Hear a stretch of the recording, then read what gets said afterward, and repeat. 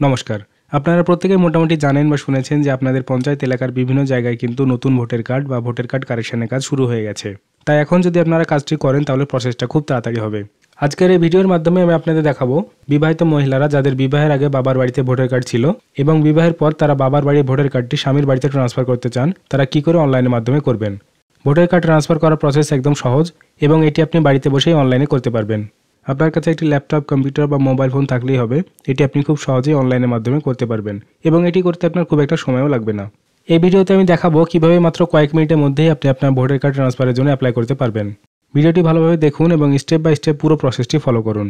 এটি একটি খুবই ইনফরমেটিভ ভিডিও হতে চলেছে। ভিডিওটি ভালো লাগলে লাইক, কমেন্ট এবং এই ছোট্ট চ্যানেলটিকে এগিয়ে নিয়ে যাওয়ার জন্য চ্যানেলটিকে সাবস্ক্রাইব করবেন। তাহলে চলুন আর দেরি না করে আজকের ভিডিওটি শুরু করি। সঙ্গে থাকুন, দেখতে থাকুন।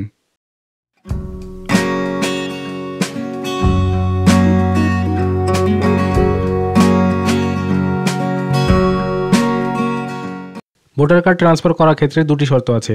যে সমস্ত মহিলারা বিবাহিত এবং বিবাহের পর তাদের ফার্স্ট টাইম ভোটার কার্ড হচ্ছে, তাদের ক্ষেত্রে কিন্তু এখানে 6 নম্বর ফর্মটি ফিল আপ করতে হবে। আর যে সমস্ত বিবাহিত মহিলাদের বিবাহের আগে অলরেডি ভোটার কার্ড ছিল, ভোটার কার্ডে তার নাম, তার বাবা কিংবা মায়ের নাম এবং অ্যাড্রেস হিসাবে তার বাবার বাড়ির অ্যাড্রেসটা ছিল, সেক্ষেত্রে তারা যখন স্বামীর বাড়িতে ভোটার কার্ডটি ট্রান্সফার করবে, সেক্ষেত্রে কিন্তু তাদেরকে দুটি স্টেপে কাজটি করতে হবে। প্রথম স্টেপ হলো আপনাকে ফিল ফর্ম 8 এই অপশানে ক্লিক করতে হবে, তারপর আদার ইলেক্টর এই অপশানে ক্লিক করতে হবে। এখানে অবশ্য আমি একটা কথা বলতে ভুলে গেছি। এই পোর্টালের আইডি এবং পাসওয়ার্ড, মানে এই পোর্টালে সাইন আপ করার জন্য কি প্রসেস আছে সেটা জানার জন্য আমার এই ভিডিওর একটি আগের ভিডিওতে নতুন ভোটার কার্ড অ্যাপ্লাই প্রসেস দেখানো হয়েছে। সেখানে একদম প্রথম দিকে এই পোর্টালে আপনি কি করে সাইন আপ করবেন বা লগ ইন আইডি ও পাসওয়ার্ড কীভাবে পাবেন সেটা কিন্তু আমি বিস্তারিত আলোচনা করে দিয়েছি। সম্ভব হলে সেই অংশটি একবার দেখে নেবেন। হ্যাঁ, এবার যে কথায় ছিলাম, এখানে যে সমস্ত মহিলাদের অলরেডি বিয়ের আগে ভোটার কার্ড ছিল এবং তারা বিয়ের পর ভোটার কার্ডটি শিফট করতে চাইছেন, তাদের ভোটার কার্ডের নাম্বারটা এই এন্টার এপিকের জায়গায় এন্টার করতে হবে। এবার বিবাহের পর যারা ভোটার কার্ড প্রথম ট্রান্সফারে কাজ করবে, তাদেরকে কিন্তু দুটি স্টেজে কাজটি করতে হবে। প্রথমে তাদের ভোটার কার্ডটি তাদের বাবার বাড়ির যে ভোটার রোল আছে সেখান থেকে ট্রান্সফার হয়ে কার্ডটি তার স্বামীর বাড়িতে যে ভোটার রোল আছে সেখানে তার নামটি উঠবে।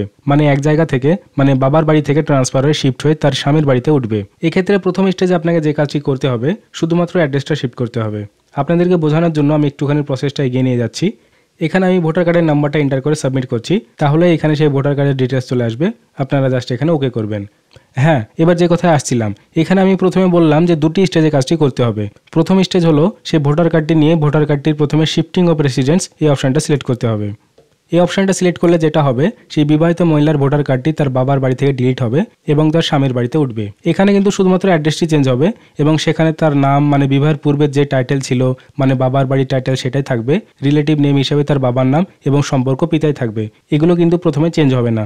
একবার যখন আপনার কার্ডটি শিফট হয়ে স্বামীর বাড়ি অ্যাড্রেসে উঠে যাবে, মানে স্বামীর বাড়ির যে ইলেক্টর রোল আছে সেখানে যখন কার্ডটি চলে আসবে, তখন আপনাকে আবার একটি ফর্ম ফিল আপ করতে হবে। সেটি হলো ফর্ম কারেকশানের। সেক্ষেত্রে আপনাকে এই কারেকশানের ফর্মটা ফিল আপ করতে হবে। সেখানে অ্যাড্রেস চেঞ্জ হচ্ছে না, শুধুমাত্র যে মহিলা আছেন তার পদবিটা পরিবর্তন হবে। মানে বাবার বাড়ি পদবি থেকে চেঞ্জ হয়ে স্বামীর বাড়ি পদবি হবে, অবশ্যই তিনি যদি করতে চান। রিলেশন বা রিলেটিভটা চেঞ্জ হবে, সেক্ষেত্রে পিতা থেকে স্বামী হবে এবং স্বামীর নামটি বসবে, অবশ্যই তিনি যদি করতে চান, অন্যথায় করার দরকার নেই। তার মানে প্রথমে কাজ হলো বিবাহিত মহিলাদের যাদের অলরেডি বাবার বাড়িতে কার্ড ছিল, তারা যখন শিফট করবে, এখানে প্রথমে তাদেরকে শিফটিং অফ রেসিডেন্স এই কাজটি করতে হবে। কার্ড শিফট হয়ে গেলে তারপর আবার একটি ফর্ম ফিল আপ করতে হবে, সেটা 8 নম্বর ফর্ম। সেটা হচ্ছে কারেকশনের। যে ভিডিওটা আমার এই ভিডিও ঠিক আগের ভিডিওতে আপলোড করা হয়েছে, সম্ভব হলে সেটা একবার দেখে নেবেন। একবারে দুটো প্রসেস করা যায় না, এই জিনিসটা কিন্তু একটুখানি ভালো করে বুঝবেন। কারণ আমি দেখেছি এখন অনেকে আছেন যারা সরাসরি সেকেন্ড অপশন, মানে কারেকশনের ফর্ম ফিল আপ করে সবকিছু একবারে চেঞ্জ করতে চান, তাদের কিন্তু ফর্ম রিজেক্ট হয়। শিফটিং অফ রেসিডেন্স সিলেক্ট করার পর এখানে জিজ্ঞাসা করা হচ্ছে ভোটার কার্ডটি যে শিফট হবে সেটা উইদিন অ্যাসেম্বলি কনস্টিটিউয়েন্সি না আউটসাইড অ্যাসেম্বলি কনস্টিটিউয়েন্সি।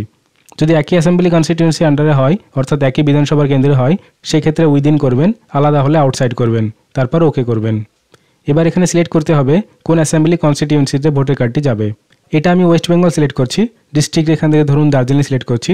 এরপর এখান থেকে এসি নাম্বার যদি জানা থাকে দেবেন, অন্যথায় এসি সিলেক্ট করে এসিটা এখানে বসিয়ে দেবেন, তারপর নেক্সট করবেন।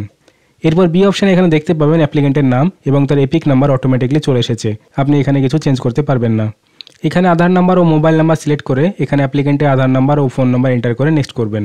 এরপর সেই অ্যাপ্লিকেন্ট নতুন যে জায়গায় ভোটার কার্ডের নাম তুলতে চায় সেই অ্যাড্রেসটা এখানে দিতে হবে।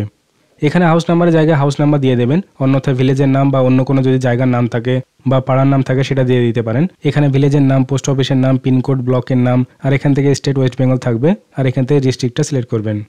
এরপর এখান থেকে একটি সাপোর্টিং ডকুমেন্ট আপলোড করতে হবে। ডকুমেন্ট নেম হিসেবে আপনি এখান থেকে যে কোনো একটি দিতে পারেন, ম্যারেজ সার্টিফিকেট দিতে পারেন। আর এগুলোর মধ্যে যদি কোনোটিই না থাকে তাহলে আদার ডকুমেন্ট সিলেক্ট করবেন এবং পঞ্চায়েত বা মিউনিসিপ্যালিটি এরিয়া থেকে একটা রেসিডেন্সিয়াল সার্টিফিকেট তুলে নেবেন, যেখানে তার নাম, তার স্বামীর নাম বা অন্য কোনো কারণে কেউ যদি শিফট হয়ে থাকে, শুধুমাত্র বিবাহের ক্ষেত্রে যে শিফট হবে তার তো কোনো মানে নেই, অন্য কোনো ক্ষেত্র যদি থাকে, মানে ওখানকার যিনি লোকাল রেসিডেন্স আছেন তার নামটা যেন আপনার সন অফ বা কেয়ার অফ হিসেবে থাকে। এখানে সে সাপোর্টিং প্রুফটা আপলোড করতে হবে ম্যাক্সিমাম 2 MB সাইজের মধ্যে, জেপিজি, পিএনজি বা পিডিএফ ফরম্যাটে। এখানে এগুলো আপলোড করে দিয়ে নেক্সট করবেন। এরপর যেখান থেকে আপনি অ্যাপ্লাই করছেন সেই জায়গাটার নাম এখানে এন্টার করে দিয়ে নেক্সট করবেন। এরপর আপনাকে সাবমিট করতে হবে। এখানে যিনি অ্যাপ্লাই করছেন তার নাম এখানে শো হবে, এখানে জাস্ট ক্যাপচাটি ফিল করে দিয়ে সাবমিট করবেন। সাবমিট করার সঙ্গে সঙ্গে আপনি যে ফর্মটি ফিল করলেন সেটা আপনার সামনে শো হবে। পেজটি স্ক্রল ডাউন করে একটু নিচের দিকে এলে আপনি দেখতে পাবেন কিপ এডিটিং এবং সাবমিট বাটন। কিছু ভুল ত্রুটি হয়ে গেলে কিপ এডিটিংয়ে ক্লিক করে এডিট করতে পারেন, অন্যথায় সাবমিট করে দেবেন। ফর্ম একবার সাবমিট হয়ে গেলে আপনার সামনে এই টাইপের একটি রেফারেন্স নাম্বার জেনারেট হয়ে চলে আসবে। এরপর ডাউনলোড অ্যাকনলেজমেন্ট এই অপশানে ক্লিক করবেন, তাহলে আপনার সামনে 2 পাতার একটি ফিল করা পিডিএফ ফর্ম ওপেন হয়ে যাবে। এটা নিজের কাছে রেখে দিতে হবে এবং যে রেফারেন্স নাম্বারটি কথা আপনাদের বললাম সেটা আপনার ফোনে কিন্তু SMS-এও চলে আসবে। এরপর কিছুদিনের মধ্যেই, মোটামুটি 1 সপ্তাহের মধ্যেই আপনাকে ফোন করে বিডিও অফিসে কিংবা পঞ্চায়েতে ডাকা হবে। সেখানে আপনাকে সমস্ত অরিজিনাল কাগজপত্র নিয়ে যেতে হবে হিয়ারিংয়ের জন্য। একবার ওখানে ফিল্ড ভেরিফাই হয়ে গেলেই কিন্তু আপনার ভোটার কার্ড রেডি হয়ে যাবে।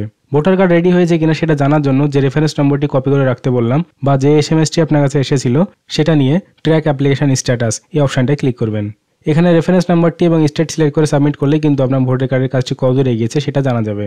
যদি ভোটার নাম্বার জেনারেট হয়ে গিয়ে থাকে সেটাও এখানে দেখিয়ে দেবে এবং সেখান থেকে আপনার বাড়িতে ভোটার কার্ড আসার আগে অনলাইন থেকেই আপনার ভোটার আইডি কার্ডটি ডাউনলোড করে নিতে পারবেন। আশা করি আপনাদের বোঝাতে পারলাম যে কি করে আপনারা খুব সহজেই অনলাইনে ভোটার আইডি কার্ড ট্রান্সফার করবেন। আশা করি আপনাদের আজকের এই ভিডিওটি ভালো লেগেছে।